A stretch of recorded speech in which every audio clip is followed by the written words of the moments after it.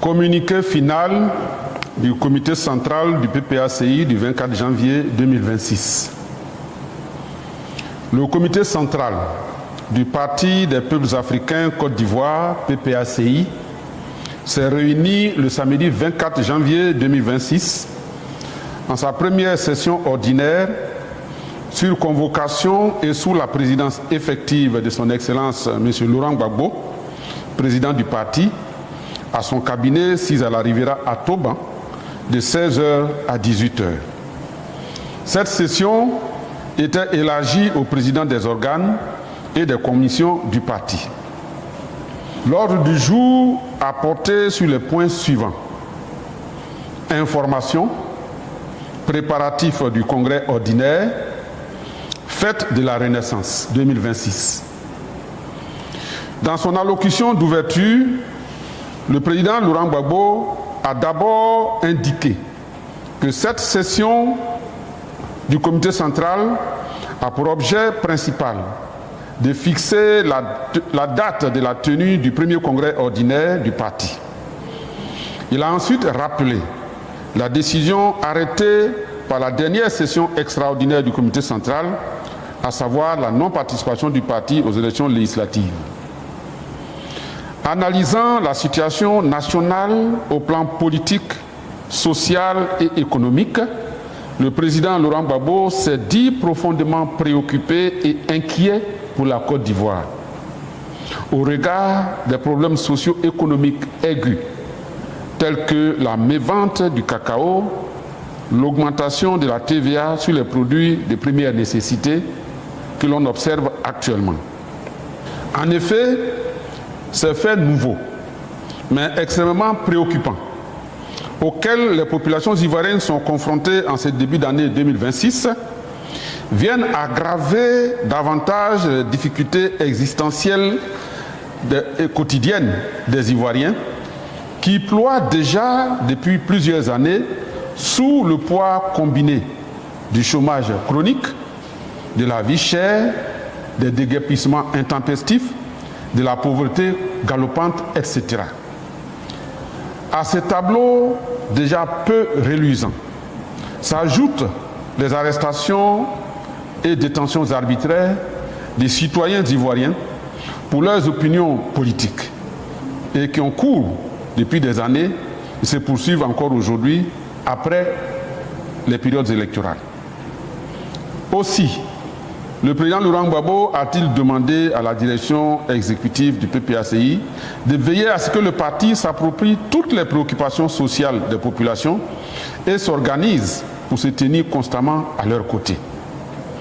Le comité central a également entendu une communication de la coordination générale de l'initiative pour la libération des prisonniers politiques et des prisonniers d'opinion, IELPO. Il en ressort que le parti compte aujourd'hui près de 1600 détenus d'opinion. Pour faire face à cette situation jamais vécue en Côte d'Ivoire, des dispositions pratiques ont été prises pour apporter soutien et assistance aux détenus politiques tout en œuvrant à trouver les moyens de leur libération. Le comité central a été ainsi informé de la collecte de fonds sur le terrain dans le cadre de l'opération « Je donne 1000 francs pour les prisonniers politiques » initiée par IELPO, en direction des militants de base, pour le soutien juridique, médical, matériel et financier aux prisonniers d'opinion.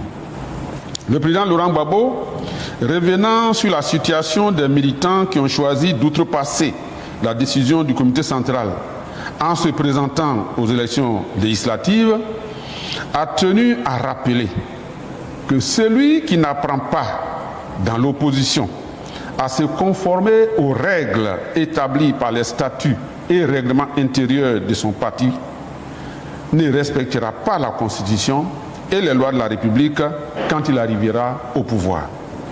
C'est un exercice auquel l'on doit se soumettre pour se préparer à exercer le pouvoir d'État. C'est pourquoi, conformément aux procédures prescrites par nos textes, il a traduit les contrevenants à la décision du comité central devant le conseil de discipline auquel il appartient désormais de traiter leur cas. À cet effet, il a demandé au Conseil de discipline d'agir avec diligence et dans le strict respect des textes en vigueur en la matière. Analysant les derniers développements de l'actualité politique nationale, le PPACI, profondément attaché à la défense des valeurs démocratiques et républicaines auxquelles le président Laurent Gbagbo a consacré toute sa vie, dénonce la gestion patrimoniale du pouvoir dans les plus hautes sphères de l'État. Au regard de toute cette situation, le comité central réaffirme l'opposition du PPACI au 4e mandat anticonstitutionnel. Le parti demeure conforté dans son choix de poursuivre son combat, félicite ses militants pour avoir fait preuve d'un esprit de discipline exemplaire.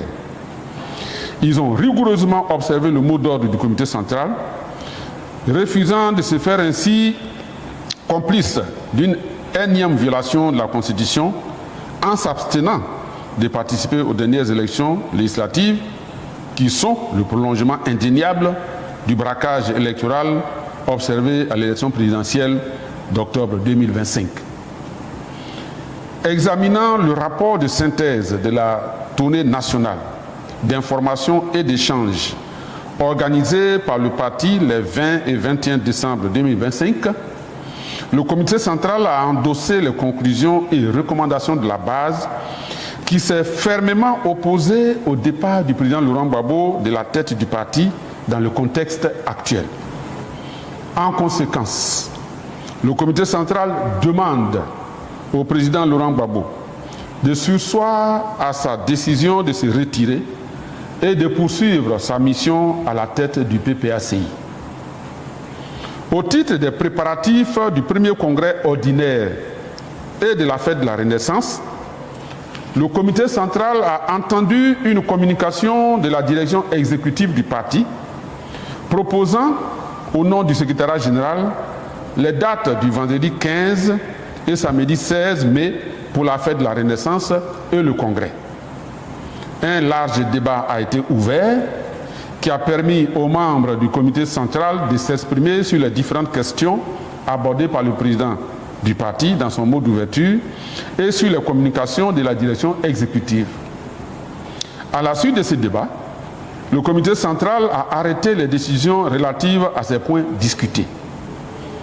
Ainsi, le comité central, conformément à ses attributions, a décidé de convoquer le premier congrès ordinaire du parti le 15 mai 2026. À cet égard, le comité central donne mandat au président du parti pour désigner les membres du bureau, déterminer le thème et le lieu de la tenue du congrès. Le comité central demande au secrétariat général d'examiner la possibilité d'organiser la fête de la Renaissance dans la même période que le congrès afin de minimiser les dépenses liées à ces deux événements. Concernant les militants qui ont outrepassé la décision de non-participation aux élections législatives, le comité central a demandé au Conseil de discipline d'examiner avec diligence et rigueur tous les dossiers qui lui ont été soumis par la direction exécutive et de prendre les sanctions appropriées. S'agissant du soutien aux prisonniers politiques et des initiatives entreprises pour leur libération, le comité central a salué la mise en œuvre de l'IELPO, la mise en place de l'IELPO et a exprimé son soutien ferme à l'opération « Je donne 1000 francs pour les prisonniers politiques ». Le comité central engage la direction exécutive à organiser des missions d'information et d'échange sur l'ensemble du territoire national en vue de remobiliser toutes les bases du PPACI en prélude à la fête de la Renaissance et au premier congrès ordinaire du parti. Le comité central reste saisi de l'ensemble des diligences ainsi confiées au secrétariat général du parti. Fait à Abidjan, le 24 janvier 2026, le comité central.